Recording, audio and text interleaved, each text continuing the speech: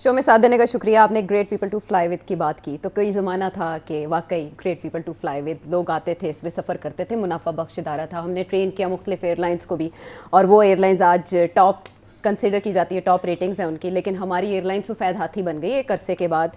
और इसके ऊपर प्रेस कॉन्फ्रेंस करके हमारे वज़ीर इत्तलात ने भी बताया, निजकारी के मोहम्मद अली साहब के हमरा के ओवर द टाइम ये कैसे खसारे में गई और उसके बाद इसको फ़रोख्त करने के लिए हुकूमत ने क्या क्या इकदाम किए। सेठी साहब, फवाद साहब जब निगरान दौर में निजकारी के वज़ीर थे ना, तो उन्होंने बताया इस पे 100% होमवर्क मुकम्मल हो चुका है और जल्द ही से फ़रोख्त कर दिया जाएगा। IMF की एक बड़ी शर्त भी थी प्राइवेटाइजेशन की। तो जो ये सौदा हुआ, इसमें हमने देखा कि 135 अरब में आरिफ हबीब कंसोर्शियम ने 75% ऑफ शेयर्स खरीद लिए, लेकिन 25% रखे गए और ये कहा गया कि 10 अरब ही हुकूमत को मिलेंगे, लेकिन हुकूमत ने कहा कि हमें 55 अरब इस मद में मिल रहे हैं और ओवर 90 डेज। नहीं ऐसे नहीं है। अच्छा, उन्होंने कहा 45 अरब, वो 25% की हमारे पास मालियत है। नहीं ऐसे नहीं। हाँ, लेट मी एक्सप्लेन। ओके। हाँ, वो ये है कि पहली बात तो ये है कि ये डील है क्या। हाँ, ये बड़े इंपॉर्टेंट है। So let me explain what the deal is. इसमें काफ़ी कंफ्यूजन है, मैं आपको बताता हूँ क्यों कंफ्यूजन है। हाँ, जान के यही मेरा सवाल था। हाँ, मैं आपको बता रहा हूँ ना, इसीलिए वो आप भी थोड़ी सी जरा फायदेमंद है भी या नहीं? Figures, facts, figures. हाँ, देखिए पिछले साल जी 10 अरब रुपए की बिड लग रही है जी, वो एक बड़ी हाँ प्रॉपर्टी टाइकून जो भी थे, 10 अरब रुपए की बिड। जी, तो शोर पड़ गया यहाँ 10 अरब रुपए साढ़ा दे जहाज जड़ा हुआ एने देते और ज़मीन इन्नी है और ये है और वो है। तो गवर्नमेंट ने सॉरी करके वापस कर दिया। और सोचा अब क्या करें, 10 अरब मिल जाए तो इससे बेहतर क्यों नहीं मिल सकता हमें कुछ। अच्छा, मगर अब कैसे इसको सेल किया जाए, इसको स्पिन किया जाए। स्पिन किया जाए। ओके। तो उनके स्पिन ऐसे करते हैं कि हम इसको कहते हैं कि कम से कम 100 अरब रुपया मिलना चाहिए हमें, और उसके बाद फिर हम ऑक्शन करेंगे, रिजर्व प्राइस रख देते हैं और फिर उसके बाद ऑक्शन करेंगे। अच्छा, ऑक्शन करते करते 135 हो गया। ओके, ठीक। हाँ अब 135 हो तो गया है, हाँ मगर at the end of the day ये 10 ही है। हाँ, बाकी इन्वेस्टमेंट तो अंदर भी है। ये क्या है? नहीं, लेट मी एक्सप्लेन। अच्छा, 135 क्या है ये? 135 ये है कि खरीदने वाले लोग 135 देंगे, जिसमें से 90-92% गवर्नमेंट जो है वापस इनको दे देगी।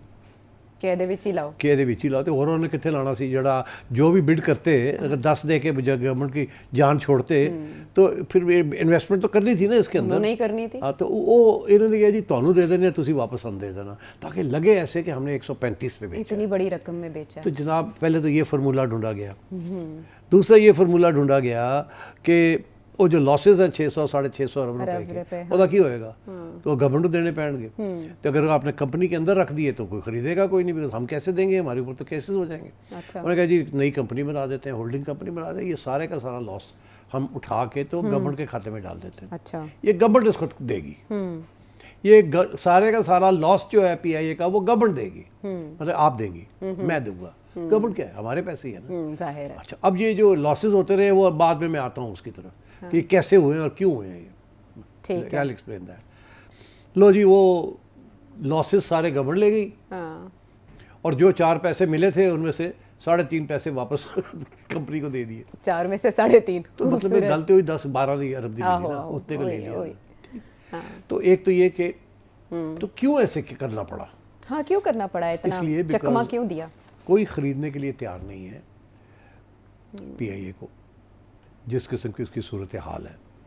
उसके जो एम्प्लॉय रेशियो है, क्या एक जहाज़ के पीछे कितने एम्प्लॉयज़ हैं? हाँ, ये फ्लीट की पूरी रिसर्च 350 से 500 एम्प्लॉयज़ तो अभी भी छांटी करने के बाद भी हैं, और जो ग्लोबल एवरेज है वो 200 के करीब जी, 200 के करीब एवरेज है। एवरेज है। मैं आपको सारी डिटेल्स भी बता सकता हूँ, आपके पास भी होंगे जी, मेरे पास we will come back to that letter. Okay. So basically ये कि कोई ख़रीदने के लिए तैयार नहीं under these terms and conditions. अब ये है कि गवर्नमेंट ने इसको इस तरीके से इसको ट्विस्ट करके और प्रेजेंट किया है। तो क्या गवर्नमेंट ने कोई धोखा किया है? नहीं, मैं आपको बताता हूँ क्यों। सिचुएशन ये है कि इसके पहले कि हिंदुस्तान में एयर इंडिया जी के साथ भी इसी किस्म का फॉर्मूला इस्तेमाल किया गया था। टाटा उसकी तारीख जो है वो थोड़ी सी इंपॉर्टेंट है to explain. Air India Tata वालों ने ये सेटअप की थी जी। 1945 के बाद इसका नाम उन्होंने एयर इंडिया रख दिया, ठीक है, 1951 में ये 53 में मेरा ख्याल है। 1953 पहले ये में। टाटा एयरलाइन थी, जी फिर पार्टीशन के बाद इसको 1953 में मेरा ख्याल है एयर इंडिया कर दिया। जी। अच्छा, उसके बाद ये चलती रही, मगर 94-95 में इंडियन गवर्नमेंट ने एक पॉलिसी डिसीजन ली कि अब हम प्राइवेट सेक्टर में भी इसको करेंगे। अच्छा। और 53 में इसको नेशनलाइज कर लिया गया था। और उस वक्त इंडिया के अंदर मैसिव नेशनलाइजेशंस हो रही थी जी। वो रशियन मॉडल फॉलो कर रहे थे सोशलिज्म का। बाय द वे जो भुट्टो साहब ने भी यहाँ मैं भी try यही किया। पूछने वाली थी। भारत इंडिया में पहले ये हो चुका था। तो टाटा की एयरलाइन को उन्होंने नेशनलाइज कर लिया था। 1994-95 में फैसला हुआ कि और एयरलाइंस को प्राइवेट सेक्टर में अब इजाज़त देंगे, कंपटीशन होनी चाहिए।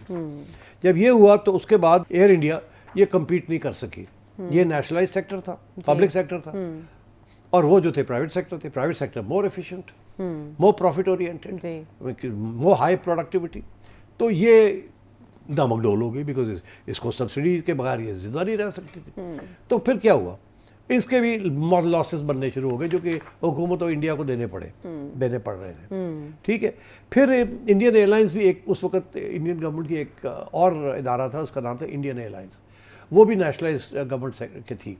अच्छा। वो गवर्नमेंट ने सेटअप की थी और उसको इसके साथ मर्ज कर दिया गया ताकि उसका ख्याल था कि वो शायद थोड़ी सी प्रॉफिटेबल है और ये अनप्रॉफिटेबल है, तो मिल जाएंगे तो शायद ओवरहेड्स कम हो जाए और ये काम चल पड़े। अच्छा। मगर फिर भी ये काम नहीं चल पड़ा और 2012 से लेके 2020 तक, ठीक 21 तक 2020-21 तक कोई $4 अरब का नुकसान हो चुका था जो गवर्नमेंट की जेब से जा रहा था। अच्छा, $4 अरब यानी बहुत 60,000 कोशिश की करोड़। नहीं, वो उनके करोड़ और हमारे करोड़ में बड़ा फर्क है ना आयशा। उनका करोड़ जो है वो हमारे 3 करोड़ है, उनका 1 करोड़ बनता है। जी। तो आपने $4 अरब इन डॉलर्स में कर दिया, वो इंडियन रुपीस में है 60,000। $4 अरब के ये था। आज तो that's a lot of money. जी। It's a lot of money.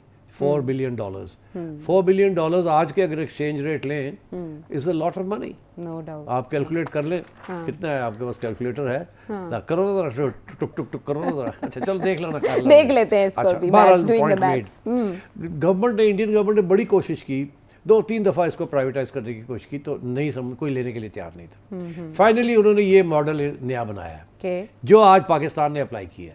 उन्होंने ये मॉडल बनाया कि पहले एक नई कंपनी बनाई, इसके सारे लॉसेस उस कंपनी में डाल दिए। ठीक, ओके। हमने भी यही किया, एक नई कंपनी बनाई है, सारे लॉसेस उधर, ताकि इसकी बैलेंस शीट जो है वो साफ क्लियर हो जाए।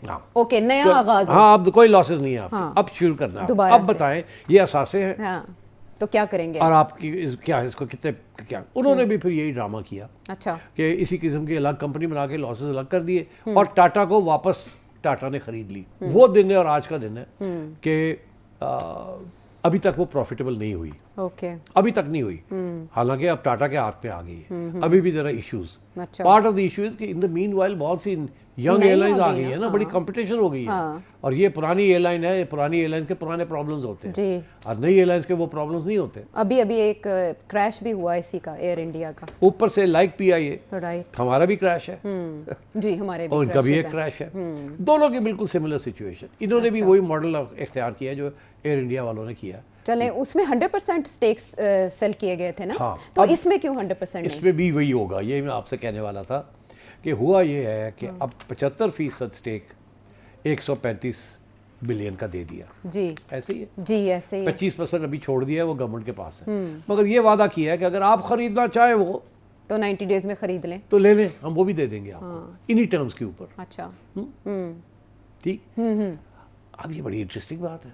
बिल्कुल। तो कौन लेने आएगा, या ये पार्टी अगर इन्होंने लेना होता तो पहले ही ले लेते 100%, नहीं लिया ना। हाँ, लेकिन इनको ज्वाइन किया एक और कंपनी ने, वेरी गुड, फौजी फर्टिलाइजर कंपनी। तो फौजी फर्टिलाइजर कंपनी जो कि पहले सामने नहीं आई थी उस तरह से, हाँ, और 25% रिजर्व हो गया था। अब फौजी फर्टिलाइजर सामने इन हो गए, अब होने जा रहे हैं।